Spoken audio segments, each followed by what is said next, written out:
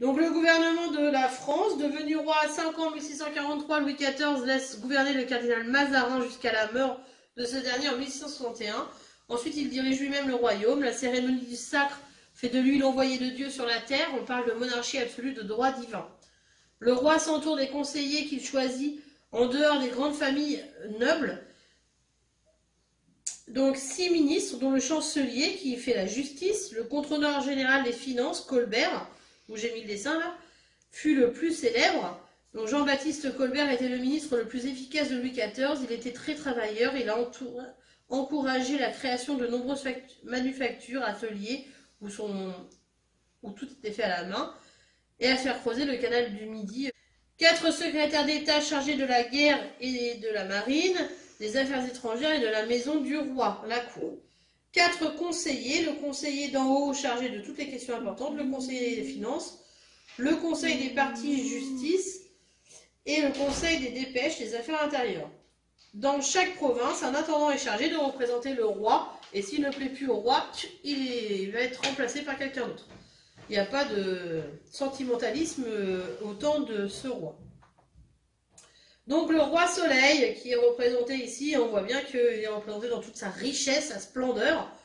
Il est en grand costume royal. Donc complète le dessin ci-dessous avec les mots suivants. Donc le manteau du sacre, la couronne, le sceptre, la fleur de lys, l'épée, la main de justice et la croix du Saint-Esprit. Donc bien sûr vous le faites.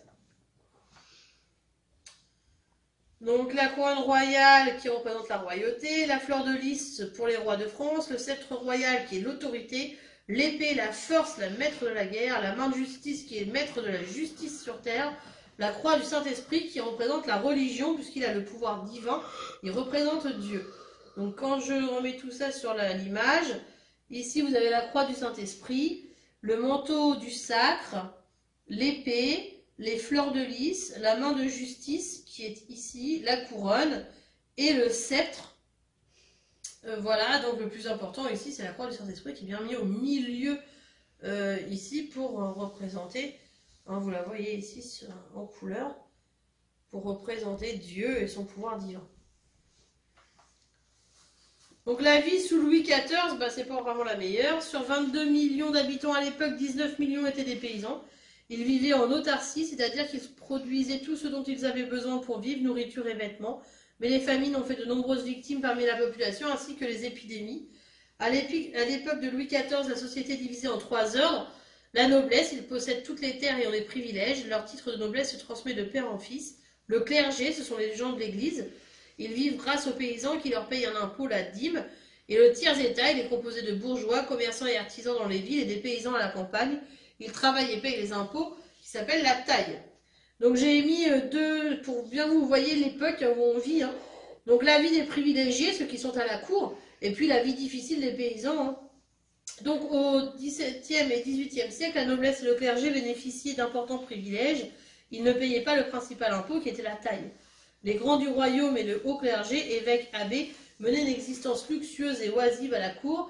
Ils possédaient d'immenses domaines et exerçaient de hautes fonctions dans l'administration. Vous voyez, super repas, des belles robes, des belles tenues, impeccable. Alors que de l'autre côté, vie misérable, vie difficile, tandis que se déroule la vie fastueuse de la cour, les Français connaissent une vie souvent difficile durant le XVIIe siècle. Dans les campagnes, les techniques agricoles ne se progressent pas. En cas de mauvais temps, les récoltes sont insuffisantes et de terribles famines provoquent épidémies et mortalité. De plus, les impôts royaux sont très lourds. Dans plusieurs provinces, les paysans se révoltent et sont massacrés par les troupes royales. Bien sûr, on ne se révolte pas contre Louis XIV. Si on se révolte, on est massacré par les troupes du roi. Donc on est tué. Voilà. Donc voici un repas de paysans. Hein. Ça fait beaucoup plus triste que ce beau repas de la famille du duc de Penthièvre. Donc il ne se souciait guère de son peuple. Hein. Il s'en fiche complètement de son peuple même. Il a agrandi le royaume au moment de nombreuses guerres, mais cela a entraîné la misère dans de nombreuses régions. Mais ça, il s'en soucie pas. En lui, tout ce qu'il voit, c'est sa vie fastueuse à Versailles. Donc, être catholique à l'époque, voilà, c'est aussi quelque chose. Il faut être catholique. Ça ne faut pas être autre chose. Donc on avait par Henri IV l'édit de Nantes. Vous vous souvenez, on en a parlé déjà de cet édit de Nantes. Le trône revient en 1589 aux protestants. Henri de Navarre, futur Henri IV, qui se convertit au catholicisme pour pouvoir régner. Il met fin aux guerres de religion et accorde la liberté de culte aux protestants par l'édit de Nantes en 1598. Donc en 1598, donc avant Louis XIV, bien avant, Henri IV, donc le grand-père de Louis XIV, lui, il va donc autoriser les catholiques à vivre avec les protestants sans qu'il n'y ait plus de guerre, tout va bien, peu importe la religion que l'on ait en France, on a le droit. Donc par l'édit de Nantes, chacun est libre de sa religion. Mais Louis XIV, c'est un roi très catholique, il est sacré. Vous vous souvenez que lui, il a reçu tout son pouvoir de Dieu, donc il va certainement pas dire qu'il ne faut pas être catholique. Hein. Donc il veut aucune autre religion qui lui fasse concurrence à celle qui lui permet d'être roi. Donc il va révoquer, il va annuler l'édit de Nantes, il va dire stop, ça n'existe plus. Donc en 1685, il va arrêter l'édit de Nantes. Il va le casser, cet édit de Nantes, en disant que ça n'existe plus. On ne peut plus vivre catholique et protestant en France. Normalement, si on est protestant, il faut qu'on quitte la France, ou sinon on va subir des châtiments. Donc pour obtenir la conversion des protestants, ou alors on peut se convertir, voilà.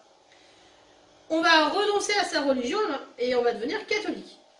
Autrement que de leur plein gré, plusieurs moyens existent. Donc si on veut bien devenir catholique, bon bah ça se passe à peu près bien. Si on veut pas, il nous reste des choses quand même. Hein. Il nous reste la prison, le feu, la roue, le bâton, la pendaison ou les galères. Imaginez donc ce qui se passe. Hein. Les galères, c'est être dans un bateau à ramer toute la journée. Rien de très réjouissant. C'est pourquoi les protestants, ils fuient à l'étranger parce que forcément ils ont très peur de cette répression. Donc je vous retrouve sur le dessin les moyens utilisés pour convertir les protestants. Donc pour que les protestants deviennent catholiques, voilà tous les moyens que l'on va trouver pour qu'ils deviennent catholiques et qu'ils ne soient plus protestants.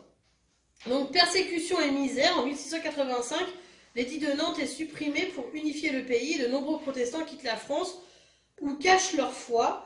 Les guerres et les dépenses du roi de la cour ruinent le pays. Révoltes, famines et épidémies caractérisent la fin du règne de Louis XIV.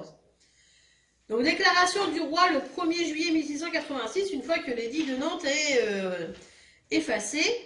1. Nous défendons à tout ministre de la religion prétendue réformée, tant français qu'étranger, de rentrer dans notre royaume pour quelque raison et prétexte que ce soit. 2. Défendons pareillement à tous nos sujets de donner retraite, secours ni assistance aux 10 ministres restés cachés sous peine contre les hommes des galères à perpétuité et contre les femmes d'être rasées et enfermées. 4.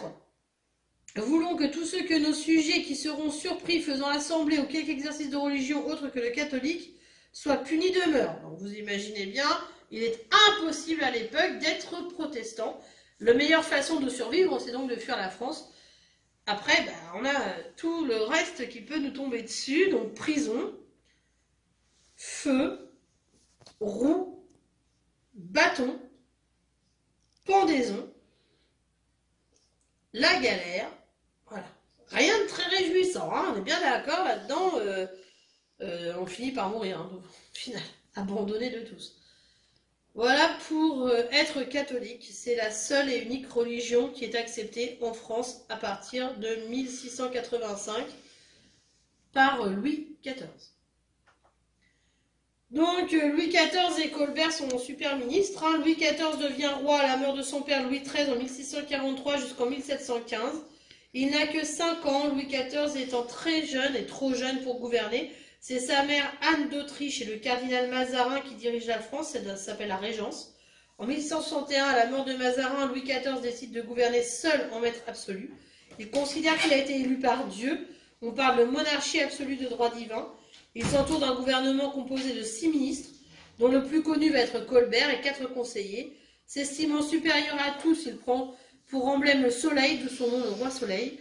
Sous son règne s'affirment encore des inégalités des 3 ordres, 3% de nobles et de clergé, 97% de tiers-états. De plus, Louis XIV révoque l'édit de Nantes en 1685, affirmant le catholicisme comme seule religion, et va commencer l'enfer des protestants et des guerres liées aux protestants.